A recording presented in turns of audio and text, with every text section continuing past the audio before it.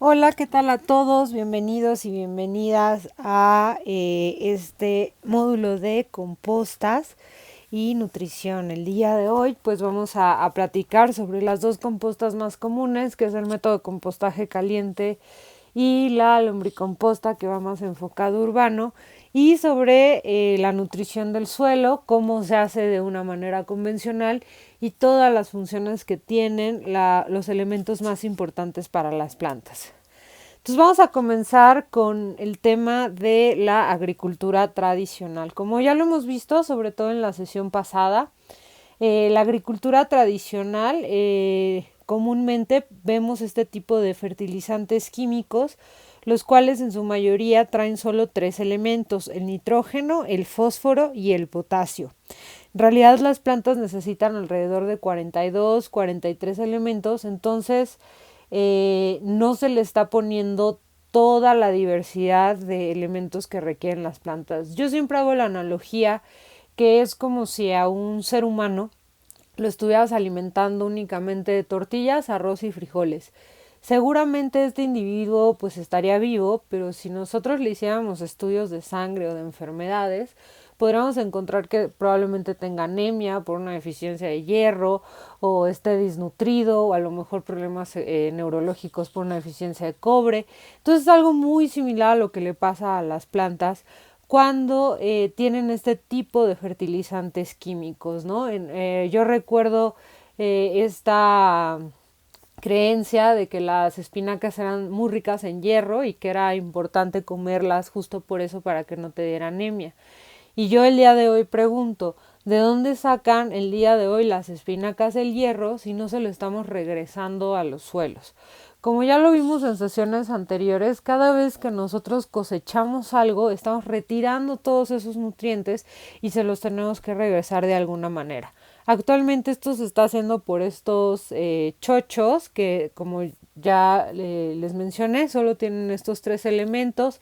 En algunas ocasiones, como el que está en la foto, también podemos encontrar magnesio, boro, pero en realidad son muy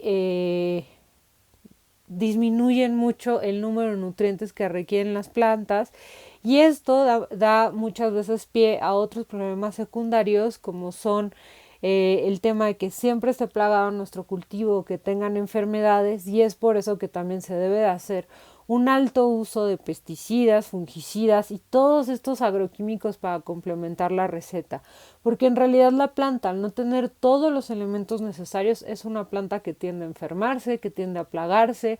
Entonces es por eso que se tiene que utilizar así que toda la farmacia, ¿no? Muchos hacen la analogía que es como un paciente en terapia intensiva, en el cual nosotros le estamos echando medicamentos y medicamentos, intentando hacer que sobreviva la cosecha y poder venderlo, ¿no?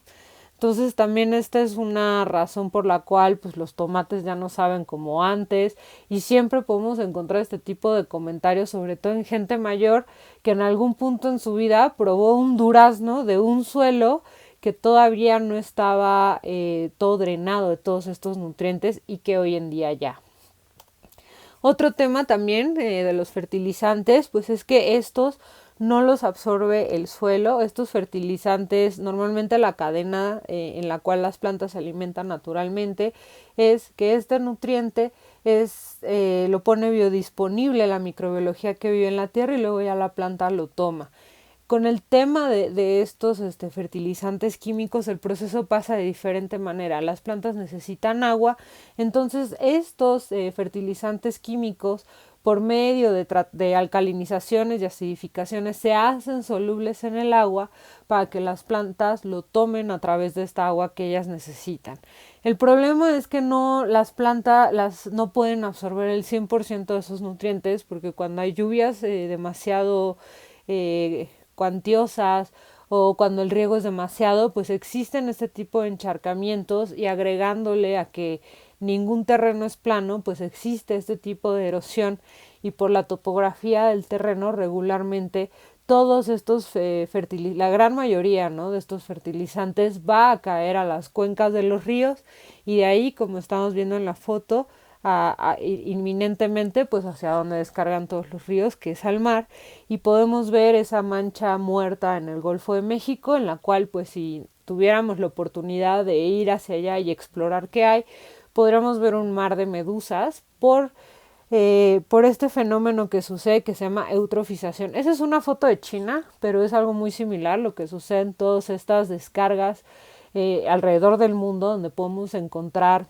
la convergencia de varios ríos que vienen de zonas donde existen estas granjas, que todos estos nutrientes son llevados a través del agua hacia las zonas del mar, y como es un excedente de nutrientes, el cual el mar no está acostumbrado a recibir, la población de algas es como su lugar ideal para crecer, tiene nutrientes, entonces hay un boom de esta población de algas, y lo que sucede es que ahoga a toda la vida marina que está abajo, porque quita el oxígeno que está disuelto en el mar, impide también que la luz solar pase a través del agua, y el único animal que puede sobrevivir en estas condiciones de poca luz solar y de poco oxígeno son las medusas. Entonces cada vez que vemos un mar de medusas es una mancha muerta que muy probablemente fue por esta eutrofización y esta lixiviación de todos estos fertilizantes químicos de las cuencas.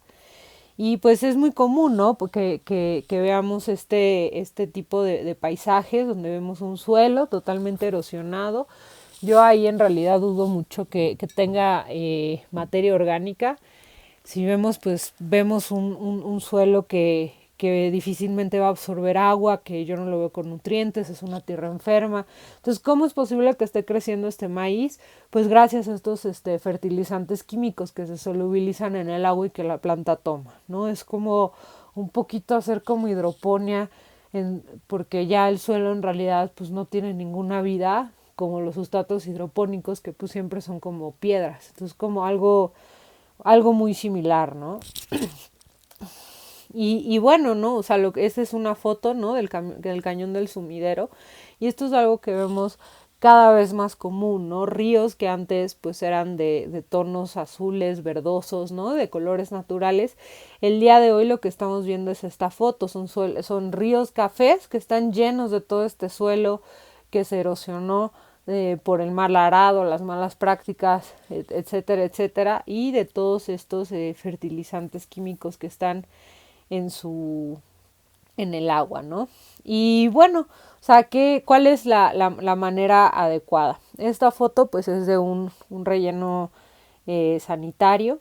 La mayoría de los residuos, aproximadamente entre un 40 y un 50% de los residuos de las ciudades son orgánicos. Entonces lo que sucede es que normalmente, como estos residuos no tienen un valor como el PET, como el vidrio, como el aluminio, pues son los que más común van a parar a estos rellenos sanitarios. Y aquí se empiezan a pudrir, ¿no? Porque obviamente no tienen el manejo necesario, no tienen esa aireación, simplemente se tiran en el relleno, se quedan ahí hasta que se empiezan a descomponer, hasta que se empiezan a pudrir, ¿no? Después de la descomposición, si nosotros no controlamos esos procesos de manera adecuada, viene la pudrición, y con esta pudrición pues es justo cuando empiezan a generar el gas metano y todos estos gases nocivos de los rellenos sanitarios, ¿no? Entonces, esta revalorización de los residuos orgánicos, hacerla a través de composta, o sea, sacar estos residuos orgánicos de esta cadenita de vicio, recuperarlos y mandarlos a compostear para realizar suelo fértil, es una de las mejores estrategias que podemos hacer, no solo para nutrir la tierra, sino también para bajar las emisiones que generan los residuos de las ciudades, ¿no? Entonces, pues justo el tema de esta revalorización de residuos orgánicos, lo que nos va a ayudar es justo a subir. Si vemos esta gráfica, ya la vimos en la sesión pasada, son las 3 M's del suelo, y hoy en día nos vamos a enfocar más en la M de minerales y en la M de materia orgánica. Entonces, justo a través de esta revalorización de residuos orgánicos, podemos incrementar este porcentaje de materia orgánica, que esta materia orgánica nos va a decir qué tan bien están mis suelos, cuál es el mejor o el número ideal. Si nosotros hacemos un análisis de suelo para ver cómo está nuestro suelo, casi todos nos van a reportar el porcentaje de materia orgánica. ¿Qué estamos buscando? Estamos buscando un número de 3%, ese sería ideal. Actualmente podemos ver suelos en agricultura que están produciendo con solo 1% de materia orgánica, y a mí me ha tocado la fortuna de encontrar suelos que tienen hasta un 8% de materia orgánica. En realidad este es el valor del suelo, ¿no? Este es como tu recurso. O sea, si pensábamos del suelo de una manera como banco, ¿no? Entre más porcentaje de materia orgánica tenemos, nosotros tenemos mejores ahorros y muchísimo mayor resiliencia a cualquier cosa que suceda. Resiliencia es esta capacidad de la naturaleza para recuperarse, bueno, de la naturaleza y de todos, para recuperarse de una tragedia. Esta tragedia puede ser desde una plaga, desde una inundación. Entonces el suelo nos va a ayudar muchísimo. O sea, entre más materia orgánica tenga, el suelo va a estar muchísimo más sano y nos va a ayudar a hacer una zona de amortiguamiento ante ciertos desastres. Como ya mencioné, pueden ser plagas, sequías e inundaciones. Entonces, es tan importante la materia orgánica que justo es lo que nos va a dar esta capacidad maravillosa del suelo de retener agua. En todo el tema de diseño regenerativo, en la mayoría de todas las plataformas, el dicho siempre es: tu mejor cisterna va a ser tu suelo, porque va a ser la más barata. Y aquí también recalco mucho el tema de qué pasa cuando hay una sequía. Si yo tengo un porcentaje de materia orgánica, mi suelo va a ser una reserva de esa agua, ¿no? Entonces, por eso esta cifra me encanta. Cada vez que crecemos 1% de materia orgánica, ayuda a que el suelo retenga aproximadamente 50,000 litros por hectárea. ¿Por qué? Porque justo en esa materia orgánica se encuentran todos estos ácidos fúlvicos, húmicos y toda esta estructura física, química y microbiológica del suelo, que hace posible que esta retención de agua se dé. Entonces, si nosotros tenemos ya sea cultivos, ya sea árboles o granos o hortalizas, pueda resistir más a una sequía o tener un riego menos frecuente, gracias a que justo el suelo pues tiene esta humedad, ¿no? Y esta es esta tabla que les comentaba de los elementos de las plantas. En realidad, pues aquí depende muchísimo qué bibliografía estemos consultando, ¿no? Esta fue un método muy gráfico que pude encontrar en internet, pero también si nos acercamos a libros podemos encontrar diferentes números, pero ninguno baja de 35 elementos, que son los que necesitan las plantas. Ahí en esta imagen estoy circulando con rojo justo los 3 elementos que podemos encontrar en mayor medida en estos fertilizantes químicos, y todos los demás están los que no encontramos comúnmente, ¿no? Y es aquí justo cómo se los metemos, es aquí justo donde entra la composta. Y hablando como un poquito, saliéndome del cuadro, ¿no? De las 2 compostas que vamos a hablar, también hay métodos. Hay un método que se llama Haddam, con J, que su mentalidad es tener una agricultura orgánica con el menor presupuesto posible. Entonces ellos se concentran mucho en biopreparados y compostas que salen de la misma planta, ¿no? Entonces al tomate pues le tienes que hacer una composta que en su mayoría tenga tomate, porque pues las hojas, los frutos, todo eso pues tiene justo los mismos elementos que requieren el tomate, ahora sí que mandado a hacer. Entonces es común encontrar este tipo de preparados en el mundo de las compostas. Ahora sí que darle a la planta su propio alimento.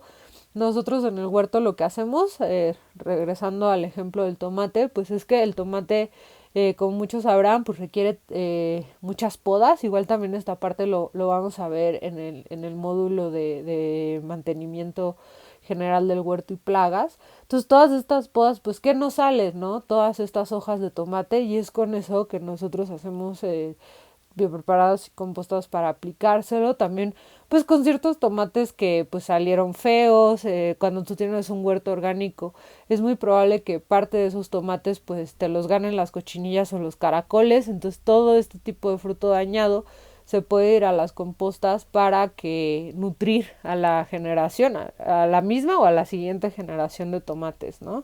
Entonces también por eso es, las compostas es de las únicas maneras que nosotros podemos regresarle al suelo un abono que tenga tanto los macroelementos, que son el nitrógeno, el fósforo y el potasio, como estos microelementos que no necesita de una manera tan grande como sería el cobre, pero sí los requiere para el desarrollo, ¿no? Entonces vamos a hablar un poquito de estos elementos y su función.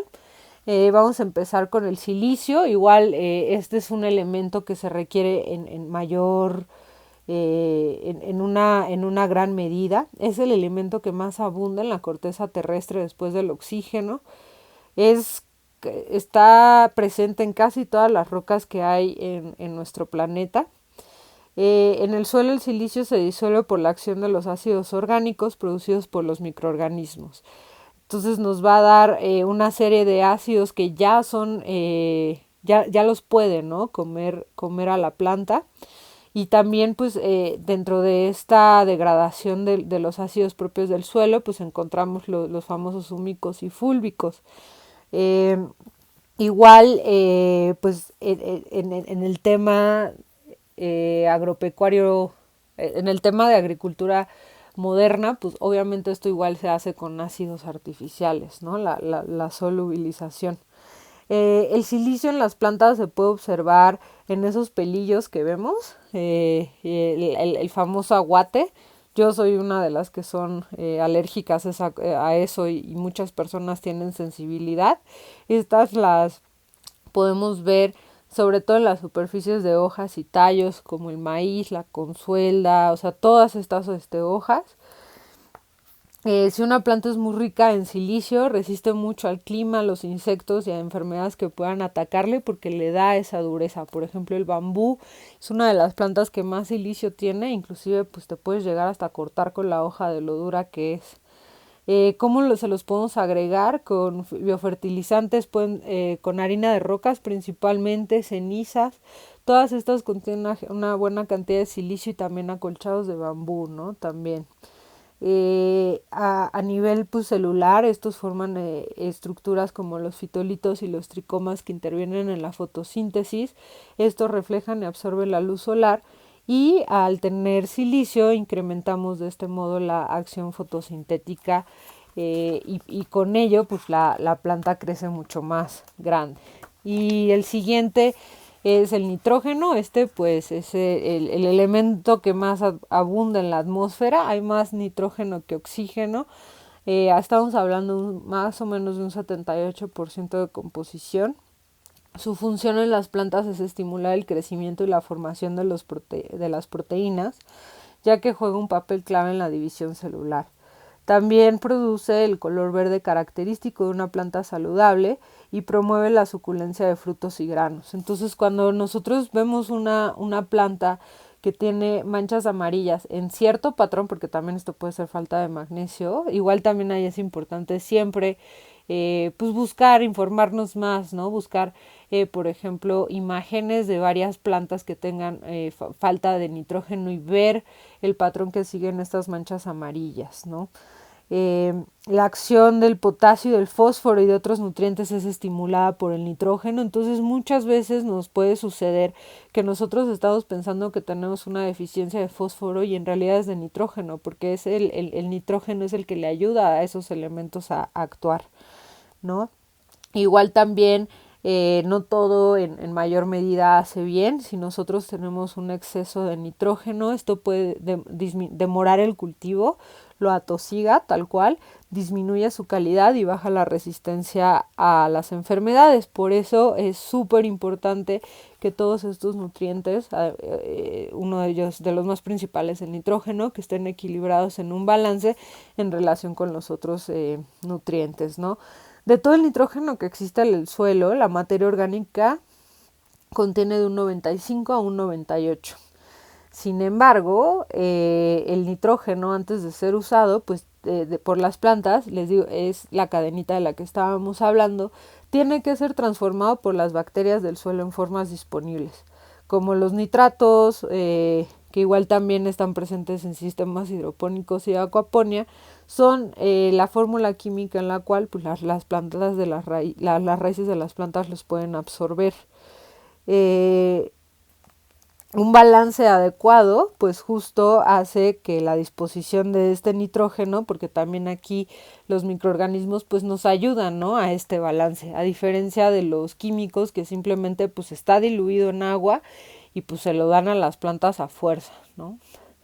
El otro elemento con mayor importancia pues es el fósforo, el nitrógeno, el fósforo y el potasio. Recordemos que esos son los tres que están más presentes en estos fertilizantes químicos. El fósforo estimula el crecimiento de las células de las plantas. El fósforo de una manera natural, ¿no? Aquí no químico, incrementa la resistencia a las enfermedades, promueve el desarrollo de las raíces y apresura la madurez de las plantas. ¿Y por qué hago hincapié en esta parte de la forma natural? Porque en realidad son las bacterias benéficas del suelo que son estimuladas por la abundancia del fósforo, y lo vuelven fácilmente asimilable. Entonces esto no pasa, ¿no?, cuando es es el químico, ¿no?, tal cual. Entonces tenemos también el potasio, que este es otro de los más importantes, ya que este promueve el desarrollo de la raíz. Igual también el potasio equilibra la madurez de la planta, o sea que madure justo cuando tiene que madurar, y este proceso es esencial para la formación del almidón, de los azúcares y de la clorofila en todo este proceso de crecimiento de la planta, ¿no? Hay muchísimas veces que podemos encontrar suelos con este elemento bajo una forma insoluble, es decir, que no está disponible para las plantas, y es necesario la acción microbiana, ¿no?, hacer uso del equipo microorganismos para que sea soluble. El magnesio, ¿no? Y por eso hice mucho hincapié en el tema del nitrógeno, porque luego las deficiencias igual, o sea, como en los humanos, si tienes una deficiencia de hierro, pues te da anemia. Lo mismo pasa en las plantas, ¿no? Hay indicadores, sobre todo en los colores de las hojas, que nos pueden dar pistas sobre la deficiencia que tengamos en el suelo. En realidad, pues yo siempre recomiendo análisis de suelo, ¿no? Echar pata de la ciencia. Salen más o menos en $1,000 un análisis de suelo, pero en realidad es una radiografía que te va a dar una herramienta muy poderosa en el momento en el que tú quieres restaurar el suelo, porque vas a saber exactamente cuál es el elemento que te falta y no a estar de repente pues adivinando, ¿no? El magnesio pues yo creo que es uno de los elementos que más me gusta, ya que forma una parte esencial de la molécula de la clorofila. La clorofila y la hemoglobina, hablando nosotros de seres humanos, son moléculas muy similares. La diferencia es que el núcleo de la hemoglobina, en nuestro caso, que es lo que le da el color rojo a la sangre, es de hierro, de fierro, y en el caso de las plantas es de magnesio. Entonces es como la sangre, ¿no?, de las plantas. Entonces cuando nosotros tenemos una deficiencia de magnesio, que además pues obviamente es esencial para la parte de la clorofila, es como si la planta tuviera anemia. Esto en las plantas se llama clorosis, que es justo lo que sucede. Si ven aquí el patrón amarillo está saliendo del centro de la planta, y es por eso que podemos saber que tiene clorosis. Y además que trabaja estimulando la acción del fósforo, ¿no? Entonces también es importante que estén balanceados estos elementos. Y el siguiente es el calcio. Esto es algo muy común que vemos en los tomates. El calcio da firmeza a los frutos, mejora su llenado y genera la resistencia a los cambios climáticos. Entonces, pues esto es una ausencia de calcio que justo pues no está dándole la firmeza adecuada al tomate, y por eso vemos ese síntoma, ¿no? El siguiente pues es el azufre. Ahí todos, bueno, algunos ahorita que siguen en secundaria y prepa, pues recordarán que en todos estos ciclos de Krebs y respiración y clorofila, pues siempre tenemos este elemento, el ATP, que es la moneda de cambio de los seres vivos de energía. Entonces es un elemento básico para toda la vida, no solo para las plantas. Aquí pues tiene una función muy importante en cuanto a la formación de tejidos vegetales y sobre todo, pues como ya se los dije, en el metabolismo de la planta, ¿no? Y luego vienen otros minerales que pues sí se requieren, ¿no? Pero en una menor cantidad. El molibdeno, junto con el nitrógeno y el hierro, promueven la formación y síntesis de proteínas. También ahí, pues el hierro, ¿no? Hablando de eso, el hierro promueve la formación de proteínas. El hierro, curiosamente, forma una forma que se llama sideróforo, que los microorganismos utilizan para proteger a las raíces de los ataques de parásitos. Esto también es súper importante el hierro. El zinc está muy enfocado en la formación de enzimas, que pues son lo que controlan gran parte de los procesos metabólicos de las plantas. El boro, fundamental en la formación de frutos. Y bueno, vienen las tierras raras, que pues ese es como rengloncito de la tablita periódica que luego no pelamos mucho, pero dentro de estas tierras raras está el lantano, el europio, el germanio, el samario y otros elementos más que intervienen en varios procesos metabólicos, enzimáticos y de producción de fitoantipinas y de otro tipo de este tipo de sustancias muy específicas que tienen las plantas, sobre todo para su defensa, ¿no? Igual también hay unas importantes de este tipo, por si alguien igual se quiere clavar, de sustancias que las plantas hacen para defenderse, porque pues ellos también, así como nosotros tenemos sistema inmune, también tienen las plantas. Son las fitoalexinas y los elicitores, ¿no? Entonces, pues todos los elementos en realidad son importantes, ¿no? Y regreso, ¿no? Esta foto un poquito choqueante de relleno sanitario, para hacer otra vez hincapié en el tema de los residuos orgánicos. Y creo que aquí toda la gente que vivimos en la ciudad podemos poner nuestro granito de arena comenzando a hacer nuestras compostas en casa. Si nosotros hacemos compostas en casa, pues justo sacamos de circulación, pues ya bajita la mano un 40% de los residuos que estamos tirando, y estamos contribuyendo increíblemente a que este gas metano, gracias a la pudrición, no se haga y se vaya a los cielos, ¿no? ¿Y qué sucede, no? En la naturaleza, porque pues en la naturaleza no hay como un duende ahí haciendo composta, y justo pues es el acolchado. El acolchado pues se hace por la acción de ya sea de árboles o de plantas que van tirando su follaje como parte del ciclo natural de su vida, y este acolchado se va descomponiendo lentamente por acción tanto de los insectos, animales que viven en el suelo, como de los microorganismos. Y de esta manera, si ven, pues si está, por ejemplo, pongamos un ejemplo de un árbol de maple, entonces las mismas hojas del árbol de maple van a caer en los alrededores del árbol de maple.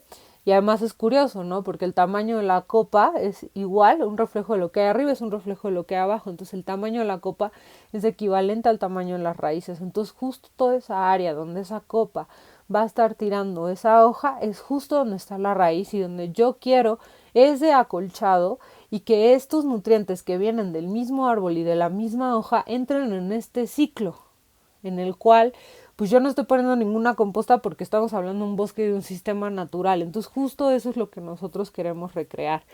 Y voy a regresar vamos a rever, ¿no? Yo sé que esta pequeña cápsula del acolchado lo vimos en la sesión pasada, pero creo que es importante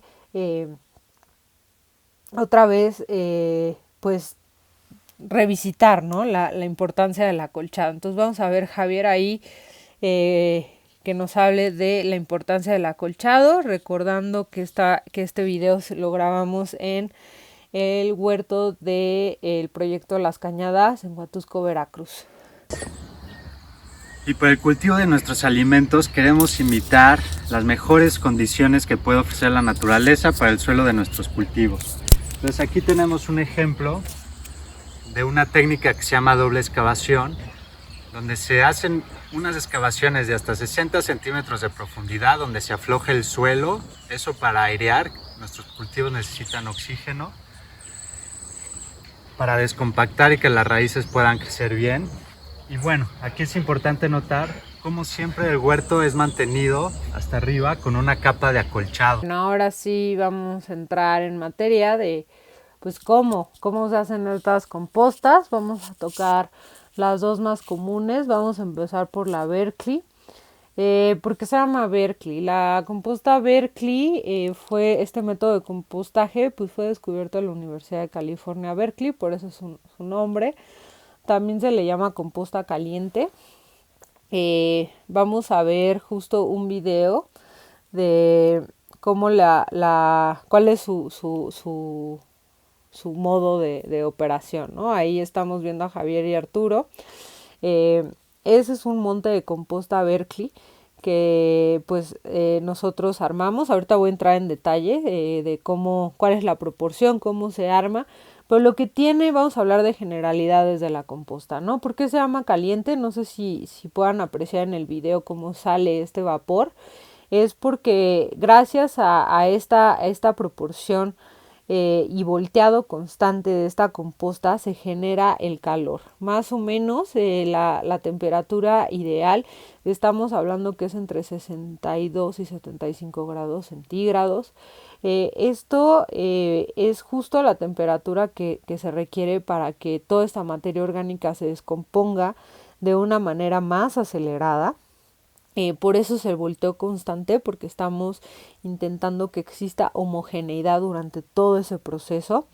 Y las ventajas que tiene que sea una composta caliente es que todas esas semillas que puedan venir quedan desactivadas por la acción del calor.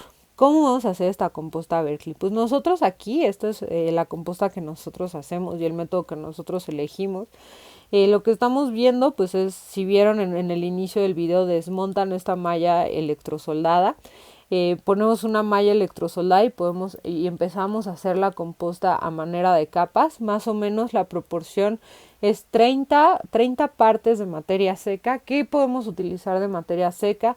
Hojas de árboles, ramas, troncos, y es por eso que muchas veces, por ejemplo en nuestro caso, esta poda proviene de la Universidad Iberoamericana. Entonces, pues muchas veces nosotros no tenemos control sobre si trae semillas esa poda, de dónde viene. Entonces, por eso la acción del calor es tan importante, porque todas las semillas que pueda traer esta poda, pues quedan totalmente desactivadas. Y una parte de verde. ¿Qué es este verde? Pues es justo, puede ser estiércoles, basura orgánica, todo lo que alguna vez estuvo vivo, y aquí también incluimos el tema de hojas verdes, ¿no? Quiere decir, por ejemplo, el pasto. Si yo aplico pasto seco, va en la parte de 30 partes de café. Si el pasto todavía es verde, va en la parte de una parte de verde. Entonces esta proporción de 30:1 justo hace este equilibrio para que la materia orgánica no se llegue a pudrir y se descomponga, porque el café la va a hacer entrar en equilibrio. Ahora sí que control de calidad es la temperatura. Si nosotros notamos que la composta está demasiado caliente, quiere decir que le hace falta café. Entonces simplemente en el momento en el que la vamos a voltear, agregamos esta parte de café. O si no se está calentando lo suficiente, quiere decir que le falta esta parte de verde. Entonces, ¿qué es lo que nosotros hacemos? Ya sea que le agreguemos materia orgánica, estiércol, o muchas veces se hace uso de la orina justo para activarla. Hay veces que inclusive esta composta, también una de sus características, pues es que puede llegar a compostear animales, grasas, no es restrictiva. Y justo también necesitamos humedad.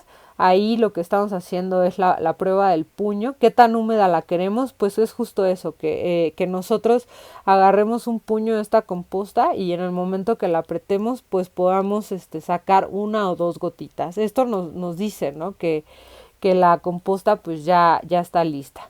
Entonces, pues, ¿cómo es esta composta? El composta caliente es uno de los métodos más rápidos para hacer. Y también es porque tiene mucho trabajo físico. Nosotros hacemos este pastel, como les dije, en proporción 30:1. Estamos hablando del día 1. Y luego la dejamos reposar 4 días. A partir del día 4 la vamos a voltear un día sí, un día no, un día sí, un día no. Y de esa manera, al cumplir 18 días, a partir de que nosotros empezamos a hacer el primer pastel, la composta regularmente queda terminada.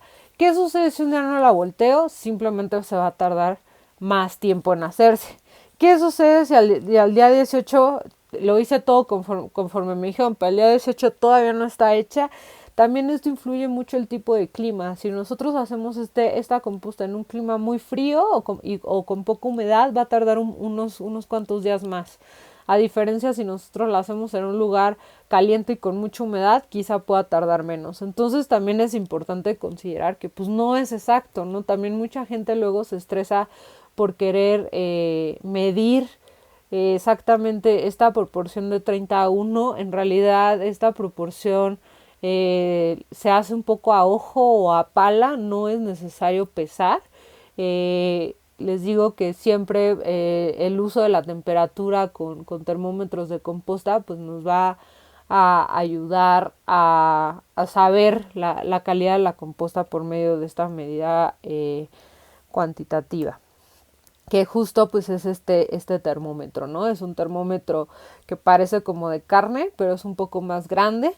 Es normalmente pues la aguja se entierra y llegar al centro de la composta para darnos esta lectura de la cual pues nosotros nos podemos dar cuenta que también estamos haciendo este proceso.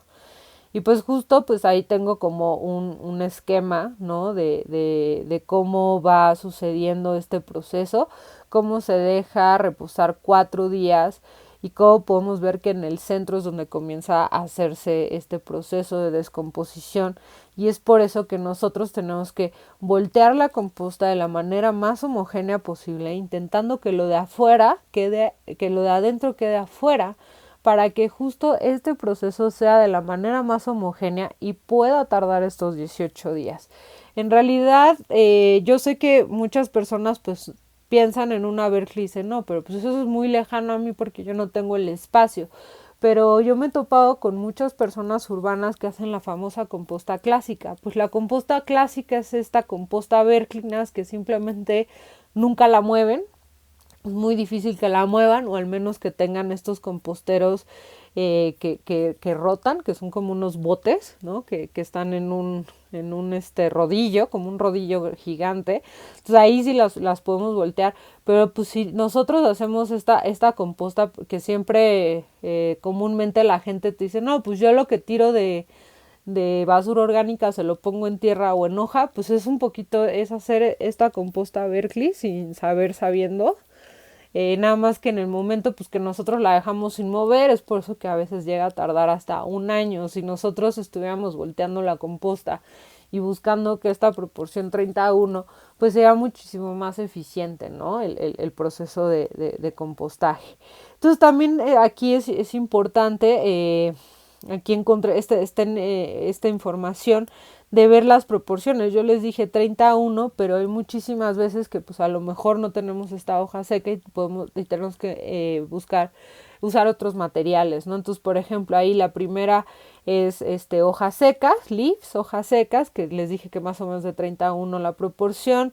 En el tema de la madera y de alguna, y sobre todo de estos dos que son árboles que pues tienen pues una gran cantidad de carbono. Si ven la proporción, en vez de 30 sube a 80.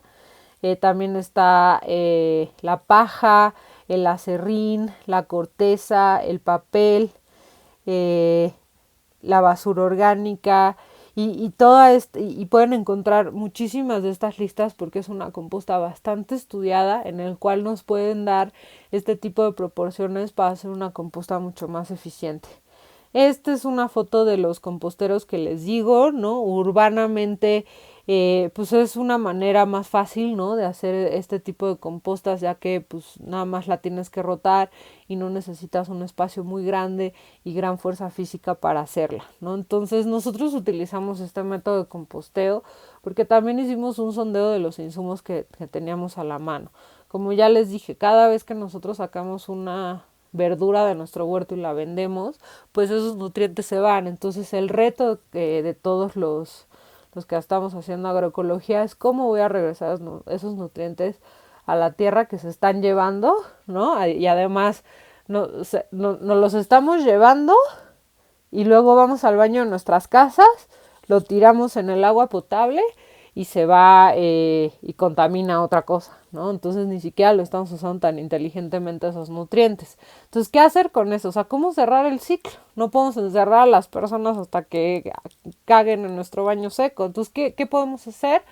Pues justo ver qué insumos tenemos alrededor. En nuestro caso, pues detectamos que teníamos la Universidad Iberoamericana cercana y nuestro vecino era un hípico.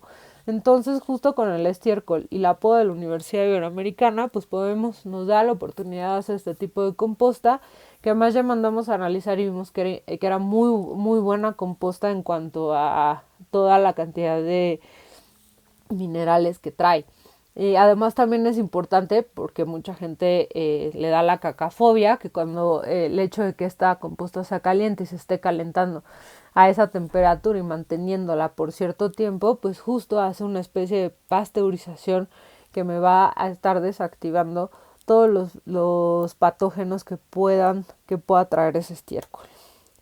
Y bueno, eso es un modelo mucho más artesanal de este tipo de contenedores, ¿no? Entonces, pues aquí también un poquito la imaginación es el límite. Y bueno, vamos a ver otra de las compostas más famosas, que para mi gusto, pues en realidad esta es la composta urbana por excelencia, debido pues a su facilidad, a que no la tenemos que voltear, porque justo lo que tenemos en pantalla, que son las lombrices, son las que pues se van a echar la chamba. Entonces pues vamos a conocer un poquito más sobre estos organismos, ¿no? Que viven en el suelo. Las lombrices en realidad pues están en todos los suelos sanos que existen. Antes los antiguos egipcios valuaban cuánto valía el suelo porque sacaban 1 metro cúbico del suelo y contaban las lombrices que tenía ahí. Entonces entre más lombrices tenía tu parcela, pues más valiosa era. Entonces, primero igual también quiero quitar de la mesa este mito de que las lombrices se comen las raíces de las plantas y que son malas. Eso es totalmente falso. En realidad las lombrices solo se están comiendo materia en descomposición. Entonces muchísimas veces, y es muy común, ¿no? Que la abuelita saque el rosal y vea a la lombriz pegada en la raíz y que el rosal se esté muriendo y que le atribuyan la culpa a la lombriz. No, en realidad la lombriz está comiendo ya la raíz que ya está muerta, ¿no? Ellas inclusive, y por ahí si algunos tienen lombricompostera, si les gusta observar, pues verán que inclusive la lombriz no le gustan las cosas frescas, como que le gusta ese sabor a pudrición y fermentado, y se van a empezar a comer tu residuo orgánico hasta que ya tenga 2-3 días de haberse medio descompuesto, porque para ellas justo es como su punto, ¿no? Entonces ellas no tienen dientes, también eso es importante, porque ahorita vamos a ver qué le podemos poner sí y qué no, pero justo por esta razón que no tienen dientes, cuando nosotros echamos cascarón de huevo, por eso es importante también molerlo, porque si no va a estar ahí, vamos a ver el huevo, el cascarón entero, pues por mucho tiempo. También es importante esto de que no tienen dientes, porque por ejemplo huesos como el del durazno, el del aguacate, pues va a estar casi imposible que si se lo echamos entero, pues ellas se lo coman, ¿no? Entonces, inclusive, pues como no estamos hablando, aquí no existe ningún proceso de calentarse, pues es probable y es muy común de que de repente veamos al aguacate o al mango o al durazno, a todos estos tipos de árboles que tienen huesos bastante grandes que nos empiezan a germinar en la composta, ¿no? Entonces por eso pues yo no les recomiendo echar este tipo de huesos grandes y el cascarón pues siempre triturarlo, ¿no? Igual también ahí una parte importante es el citelio. Voy a regresar a esta foto.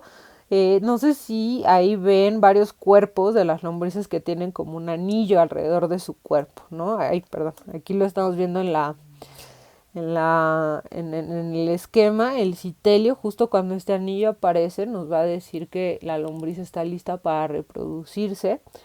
Una población sana de lombrices, porque también aquí las lombrices son una maravilla porque ellas mismas regulan su población dependiendo su contexto. ¿Qué quiere decir? Que si la lombriz ve que hay un montón de alimento y que son poquitas y que les está sobrando, dice a reproducirse, y es justo cuando le sale el citelio. El citelio, cuando vemos ese anillo, es que una lombriz ya está en su etapa madura de reproducción, y es cuando pues empieza a sacar huevos, o sea, empiezan a reproducirse entre ellas y sacan estos huevos de lombriz que ahorita vamos a ver, y es de la manera en la que se reproducen. Una población en este contexto de que hay mucho alimento, porque pues le estamos poniendo bastante, puede duplicar su población en cada 15 días.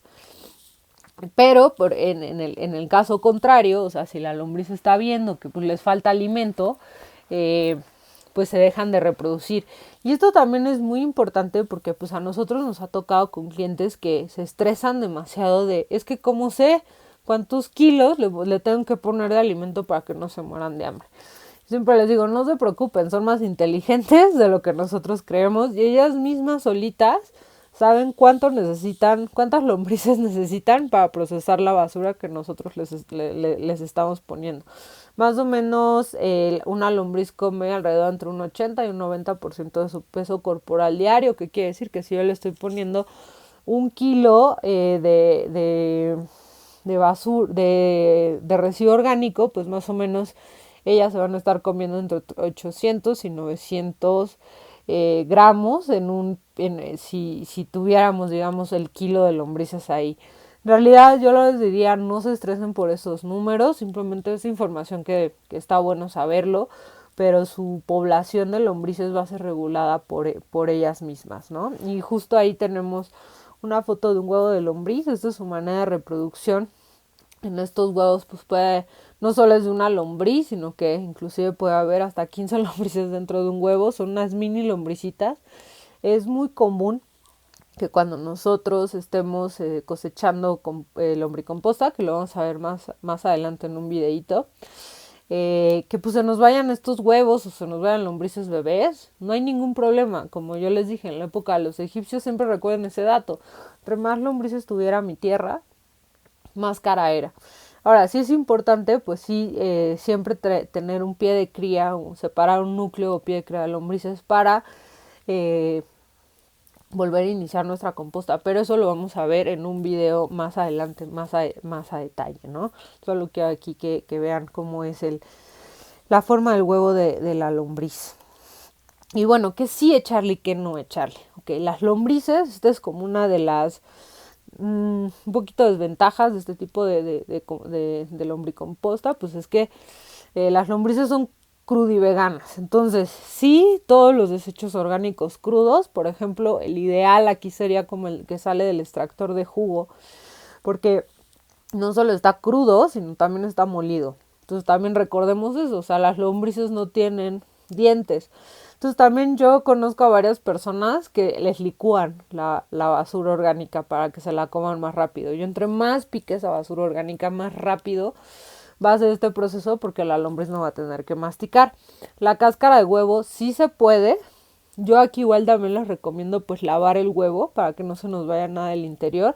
Porque si ven también del otro lado está no huevo cocido o no la parte interna. Porque justo pues no comen este tipo de cosas. El cascarón sí es súper bueno para ellas, pero siempre hay como que molérselo. También el papel, súper adecuado, nada más que hay que checar que no tenga tintas y que no esté plastificado, porque si no, no se lo van a comer. ¿Qué sería el ideal? Pues como una servilleta, ¿no? Por ejemplo. El café también se puede, pero no en exceso. Es el mismo caso con los cítricos, ¿no? ¿Qué pasa si yo pongo demasiado café? O sea, si todos los días yo me desayuno un café americano y un jugo de naranja, además de la gastritis que voy a tener siempre, pues voy a siempre estar echándole demasiado ácido, igual a las lombrices, así como al estómago, pues también a las lombrices. Entonces, o sea, sí se le puede echar, pero no en exceso. Ahora, ¿qué pasa si sí? Esas personas que se hace jugo diario, ¿no? Jugo de naranja diario. ¿Qué puedo hacer o sea, qué voy a hacer con todas esas cáscaras de naranja? Pues yo ahí hay dos opciones. Una, pues es precompostearlas, que es en otro contenedor irlas tirando y esperar a que se les forme este hongo verde para que de esta manera estén predigeridas para que las lombrices se las puedan comer. Y la otra también es que también en internet hay varias recetas de sobre todo detergentes y desinfectantes a base de cítricos que podemos hacer con las cáscaras, también las podemos deshidratar, en fin, o sea, hay varias cosas que podemos hacer, ¿no? Pero, o sea, sí se pueden echar, nada más que no en exceso por el tema de la acidez, que no, la carne, las grasas y los huesos, simplemente pues, las lombrices no se lo van a comer. Inclusive si nosotros agregamos mucho, ¿qué va a suceder? Pues que esa carne se va a pudrir y me va a enfermar toda mi composta. Tampoco no, pues igual, ¿no? O sea, el huevo cocido, la parte interna puede suceder lo mismo, entonces no hay que agregárselos, como se los vuelvo a repetir, igual muchas veces las personas se toman la molestia de picar la basura, se puede, va a ser mucho más eficiente, no es necesario, o sea, pero por ejemplo sí vamos a ver que por ejemplo cáscaras de cítricos cáscara de aguacate que son muy gruesas, las vamos a encontrar siempre en la composta si no las picamos, ¿no? Entonces, ¿cómo debe ser, no? Un lombricompostero. Ahí este es un compostero pues que a nosotros nos gusta mucho usar con nuestros clientes, es de plástico reciclado, se llama Can O Worms. Lo venden en Puebla. Y bueno, aquí lo que podemos ver es que es un contenedor, puede ser elevado o no, pero lo más importante aquí que hay que destacar es esa llave que tiene, ¿no? En el primer nivel nosotros podemos ver pues ahí como una agüita y la llave. ¿Qué quiere decir? Pues que de todo este proceso de descomposición de que las lombrices se comen y demás, pues van a salir agua, lixiviados. Y pues justo este lixiviado tiene que ser drenado de alguna manera y justo por eso es la llave, ¿no? Es importante siempre estar drenando continuamente nuestro lixiviado. Igual también ahorita en un video Javier nos va a explicar la manera en la cual recircular y utilizar este lixiviado, ¿no? Y luego los diferentes niveles, porque estos composteros podemos encontrar sobre todo lombrices con niveles, porque las lombrices no soportan mucho el peso de la tierra, entonces son muy superficiales. Entonces al tener este tipo de niveles, garantizamos pues que sí exista una descomposición de la materia. En composteros, como ahorita el que vamos a ver un video de cómo armar, como el de las cubetas, si bien pues no tienen estos niveles, lo que nosotros podemos hacer es irlo llenando conforme veamos que las lombrices se vayan comiendo nuestros residuos. Porque si nosotros tenemos una altura de más de 30 centímetros, la lombriz no va a llegar por el peso de la tierra. Es un poquito similar como con el océano, ¿no? Que el ser humano no puede bajar a ciertas profundidades por la presión del agua, pues pasa igual con las lombrices con la tierra, ¿no? Entonces, pues este tipo de contenedores yo sé que son los ideales, son costosos, sí, hay alternativas baratas, claro, ahorita lo vamos a ver. Entonces, justo es este video de cómo poder armar un lombricompostero con 2 cubetas, está muy sencillo.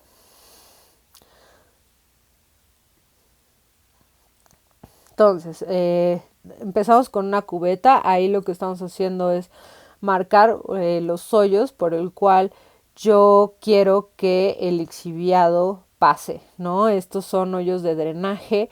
Aquí es importante que el hoyo sea de pues, suficientemente grueso, porque si yo, por ejemplo, los hago con un clavo caliente, el hoyo puede ser demasiado delgado y puede ser que se inunde, ¿no? La compostera.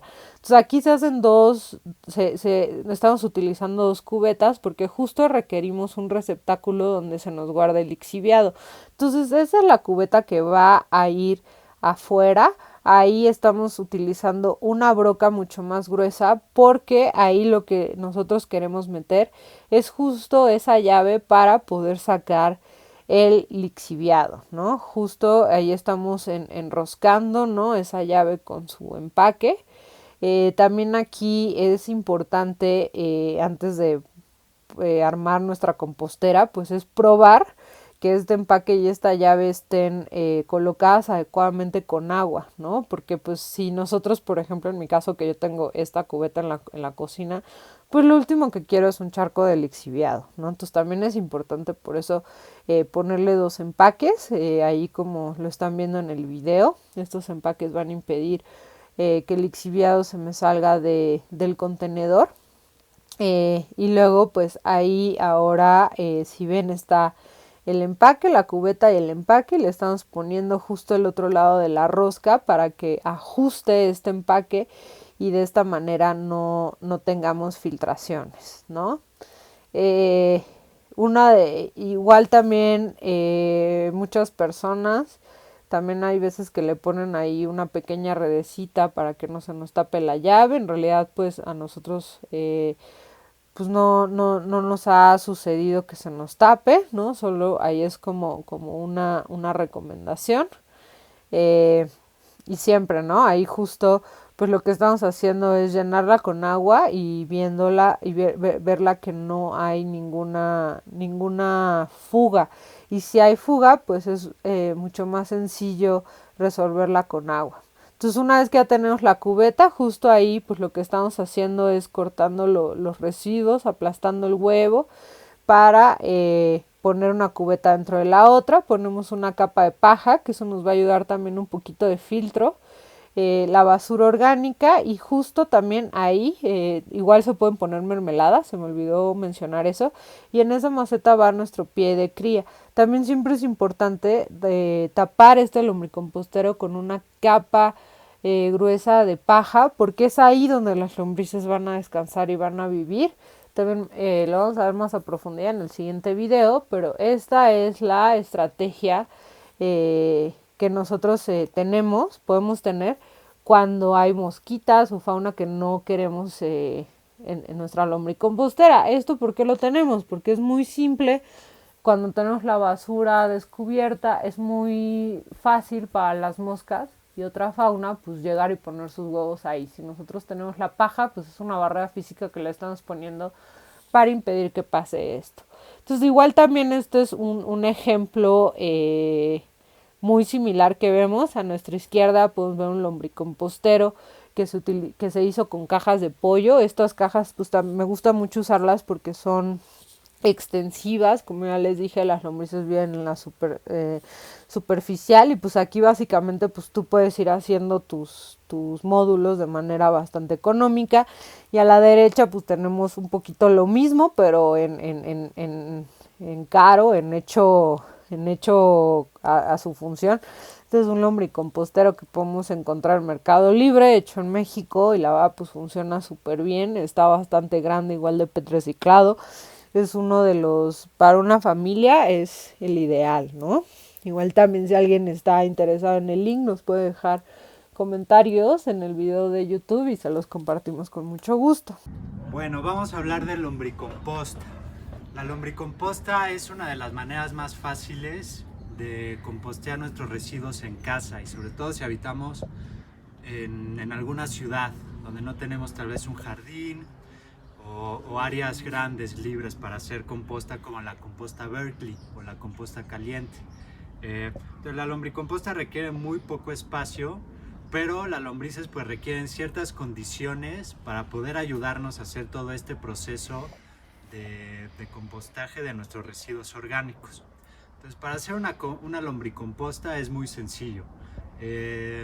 Ya vieron el video donde les mostramos cómo hacer un lombricompostero básico, pero una vez que tenemos un lombricompostero básico, ¿qué más necesitamos? Entonces podemos ocupar las 2 cubetas como en el lombricompostero básico, o podemos ocupar una caja de pollería como estas. Estas son muy prácticas para las lombrices porque tienen estas rendijas por donde permite que entre el oxígeno y el aire, que es algo que pues las lombrices necesitan para vivir bien.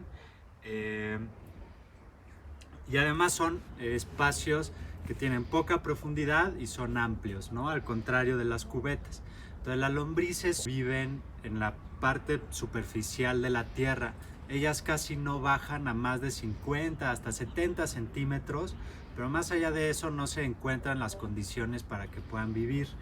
Entonces el mejor espacio para tener nuestras lombrices es un espacio que no sea muy profundo, de 30 a 40 centímetros de profundidad es más que suficiente, y que de preferencia sea amplio, ¿no?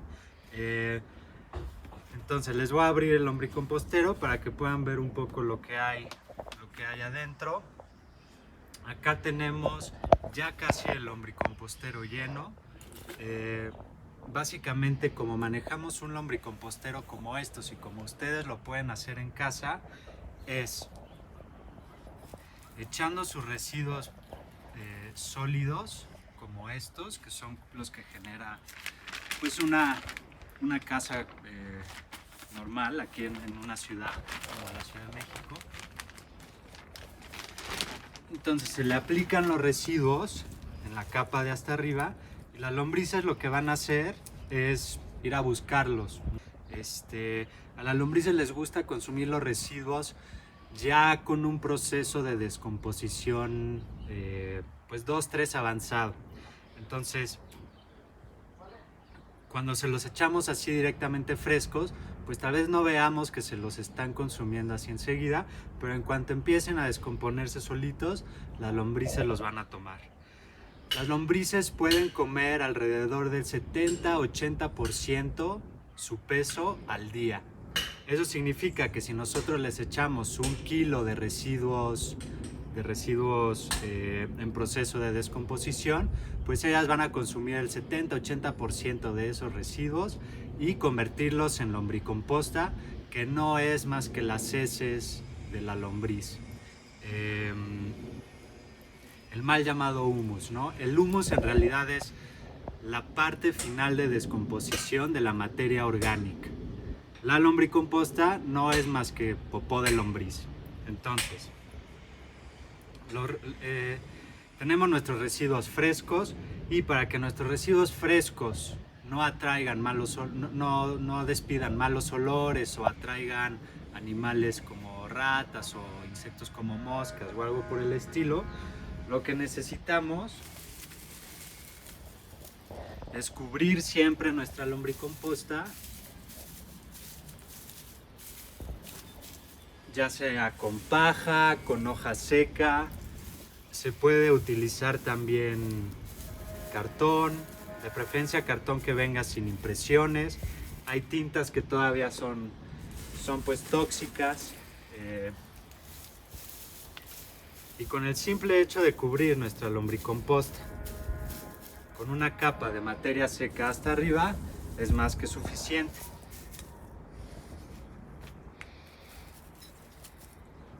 Otro de los beneficios que nos trae tener una capa hasta arriba de paja o de hoja seca es que nos va a regular la humedad de nuestro lombricompostero. Las lombrices necesitan humedad para poder estar a gusto haciendo todo este proceso de la materia orgánica. Entonces es otra de las maneras en que regulamos esa humedad, es con la paja, ¿no? Necesitan humedad, pero si le tienen demasiada humedad pueden ahogarse. Entonces por eso también es importante tener siempre un lombricompostero que pueda respirar, que tenga drenajes, y regularle la humedad siempre con paja o con hoja seca o algo por el estilo. Ya dijimos que también se puede utilizar cartón, por ejemplo. ¿Qué más? Pues bueno, vamos a ver un poco cómo están trabajando acá las lombrices. Entonces, aquí podemos ver ya las lombrices justo haciendo todo este proceso de descomposición.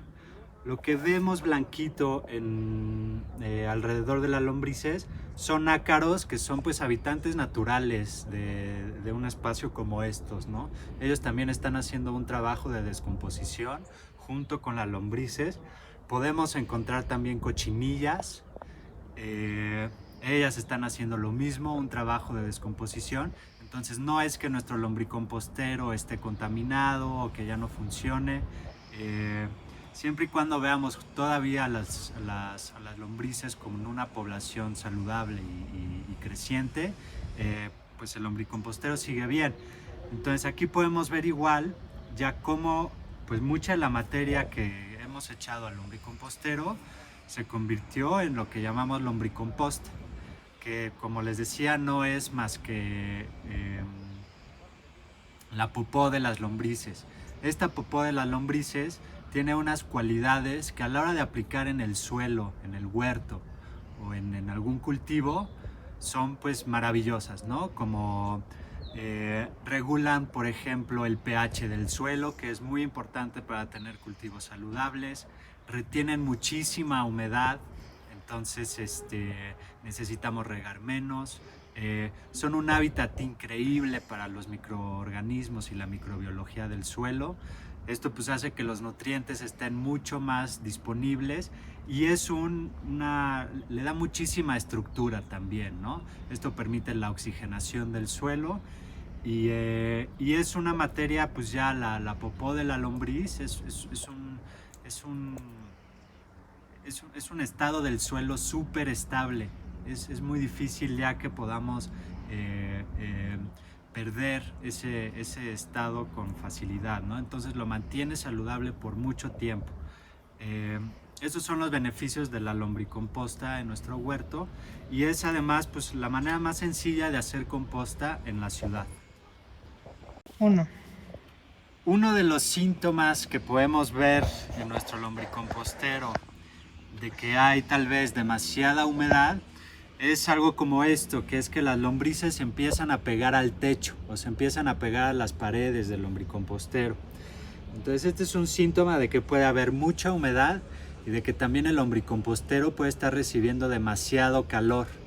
Entonces cuando vemos esto realmente es ahorita son muy poquitas lombrices las que están en el techo, entonces no es un problema grave el que estamos viendo aquí. Pero si viéramos lleno de lombrices arriba, pues sí habría que empezar a pensar en una solución, ¿no? Entonces, pues las soluciones de un problema como estos son muy básicas. Uno es, como les comentaba, aplicar un poco más de materia seca, como de paja. Eso nos va a ayudar a regular la humedad. Y la otra pues es muy sencilla y es simplemente mover al lombricompostero a un lugar con más resguardo, ¿no? Tal vez un lugar a la sombra. Este tipo de lombricomposteros que tienen las rendijas abajo y que están sacando todo el tiempo lixiviado. El lixiviado es el agua combinada de los residuos orgánicos con la lombricomposta. Es muy fácil colocarlo y muy bueno colocarlo tal vez abajo de un árbol, de algún frutal, ¿no? Justo para que todos esos nutrientes caigan a los frutales y esté sombreado el lombricompostero. Estos pues no se recomienda tenerlos dentro de casa por lo mismo de que pues tienen este exudado de líquidos y estos son mejor tener en un lugar como en un jardín. Una vez que tenemos nuestro lombricompostero o nuestro contenedor, pues ya de un color que parece tierra básicamente, ¿no? De un color negro profundo, con un olor a tierra de bosque, pues ¿qué hacemos? ¿No? Es hora de cosechar ahora sí que el humus de lombriz o la lombricomposta.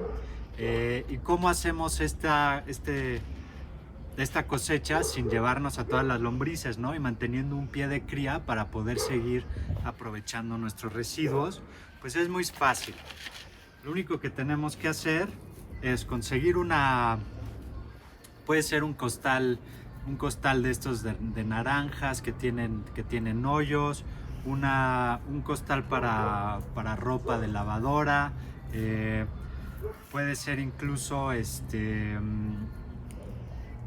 una malla tipo de mosquitero, cualquier cosa que tenga orificios por donde puedan pasar las lombrices, y vamos a dejar que el lombricompostero repose por unas 2-3 semanas para asegurarnos de que se terminan absolutamente toda la comida que hay ahí, y vamos a echarles residuos orgánicos frescos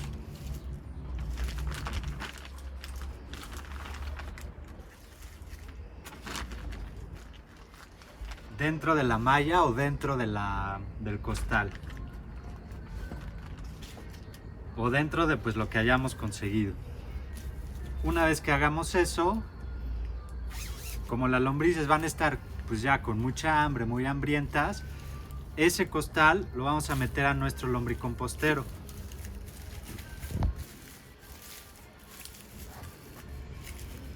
Y lo que va a suceder una vez que lo tapemos es que las lombrices van a irse directamente hacia el costal y van a meterse por esos orificios que tiene y van a empezar a descomponer pues toda la materia orgánica que está dentro de ese costal.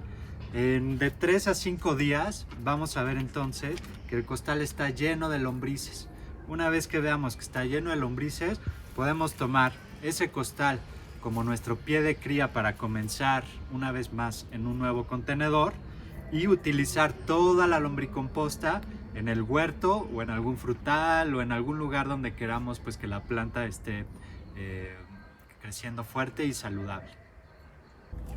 Esta técnica del costal con orificios o de la bolsa con orificios para separar a las lombrices de la lombricomposta, podemos utilizarla también para empezar nuestro pie de cría de lombrices. Es decir, si no tenemos lombrices o no queremos comprarlas en el mercado o en línea, una de las cosas que podemos hacer es enterrar igual uno de estos costales en algún lugar donde sepamos o donde ya hayamos visto que hay lombrices. Esto puede suceder en camellones, en un jardín, incluso en algún parque, en algún parque nacional, en algún bosque, y enterramos nuestro costal con orificios, o podemos incluso enterrar un huacal como estos con residuos orgánicos y lo dejamos ahí por una semana, 7 días más o menos, y estando en contacto con el suelo vamos a ver que las lombrices van a llegar directamente e introducirse a nuestro costal o a nuestro huacal, y de esa manera podemos empezar con un pie de cría sin necesidad de tener que comprarlo. Tal vez estas lombrices que cachemos no sean todas la lombriz roja californiana. La lombriz roja californiana es la lombriz que más rápido descompone los residuos. Tal vez hay algún otro tipo de lombrices que pueden ser más lenta, pero pues cuya función va a ser básicamente la misma. Aunque esta lombriz roja se reproduce tan rápido y consume tanto y es tan fuerte y tan agresiva que pues ya se encuentra en gran parte de los espacios que todavía tienen suelo al descubierto, ¿no? Esta lombriz roja californiana, que es otra de las cosas que es importante saber en nuestro lombricompostero, puede duplicar de acuerdo a las condiciones del lombricompostero. En sus condiciones más óptimas duplica su población casi mensualmente.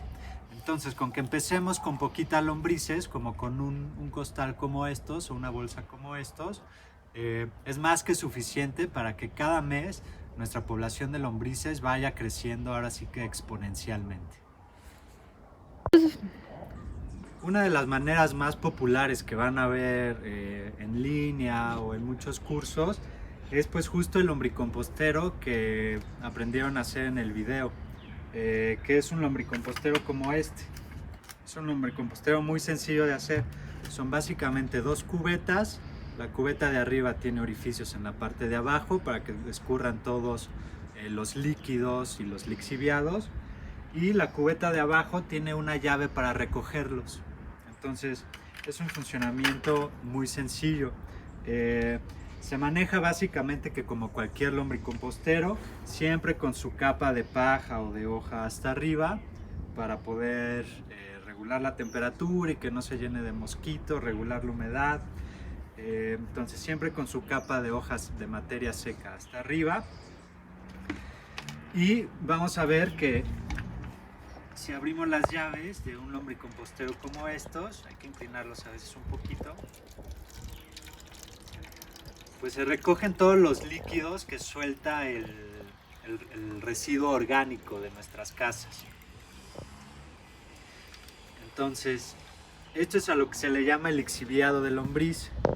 Este lixiviado, pues no son más que los nutrientes que se lavan de la popó de la lombriz que ya está dentro de nuestro lombricompostero. Entonces, estos lixiviados podemos sacar básicamente el que nosotros queramos, siempre y cuando reguemos o echemos agua a nuestro lombricompostero. Pero lo único que vamos a estar haciendo es quitarle nutrientes a la lombricomposta y diluirlos en agua, ¿no? Es una dilución de los nutrientes que ya existen, no es como que sean otro tipo de nutrientes además de esos, ¿no? Son los mismos nutrientes, nada más que aquí están disueltos en agua. Como pueden ver, pues aquí el lixiviado está un poco café. Realmente un buen lixiviado es cuando está de un color negro. Cuando tenemos un color como este, que es más cafezoso, lo que hay que hacer es regresarlo a nuestro contenedor, porque vamos a saber que está listo el lixiviado cuando está lista la lombricomposta, que es cuando es de un color negro profundo. Entonces, cuando el lixiviado empiece a salir de un color negro profundo, ahora sí ya podemos cosecharlo y aplicarlo directamente en una dilución de 1 a 10, es decir, una parte del lixiviado por 10 partes de agua, aplicarlo a nuestros cultivos o a cualquier árbol frutal, pero pues bueno, sobre todo a nuestro huerto urbano. Pues muchas gracias a todos. Estamos concluyendo el contenido de nuestra sesión 3. Recordemos que la primera sesión se enfocó en la semilla y en los germinados, el segundo en los suelos y en los sustratos, y en esta sesión número 3 nos estábamos enfocando en compostas y nutrición. Les recordamos que el miércoles vamos a tener nuestra sesión de preguntas y respuestas, tanto por Facebook Live y por Jitsi. Igual a todos aquellos que se quieran unir en las sesiones por Jitsi, nos tienen que mandar un correo a hola@tierrapermanente con su nombre completo y por qué están interesados en el programa para agregarlos a la lista en la cual compartimos este link. Igual también recordarles que este video es parte del programa Sembrando Huertos Cosechando Comunidad. Este programa es con fines no políticos y gracias a la Secretaría de Cultura que por ella tenemos este apoyo que hizo posible todo este programa. Este programa tiene como objetivo la difusión de prácticas de huerto, buena alimentación y discusiones de películas que van relacionadas con el tema, y también va acompañados de la instalación de 2 huertos comunitarios en las barrancas de Tarango en comedores. Todo esto es parte del programa de la Secretaría de Cultura, de colectivos culturales sin fines políticos o afines a cualquier partido político, para justo pues promover este tipo de cultura alimentaria y de proyectos que están aportando a ser comunidad y a tener un México mejor. Les invito a todos los que no han visto los videos anteriores que sintonicen nuestro canal de YouTube para que puedan mantenerse al corriente y que participen en nuestras sesiones futuras. Igual también los invito a todos, si quieren más información, tenemos el programa y todos los detalles en nuestra página en www.tierrapermanente.com, ya sea en el menú o en la página principal pueden encontrar el link de Sembrando Huertos Cosechando Comunidad, donde verán todas las fechas del programa y la descripción de todos los contenidos que vamos a seguir subiendo hasta el último día de noviembre. Muchísimas gracias a todos por su atención y nos vemos el miércoles en la sesión de preguntas y respuestas.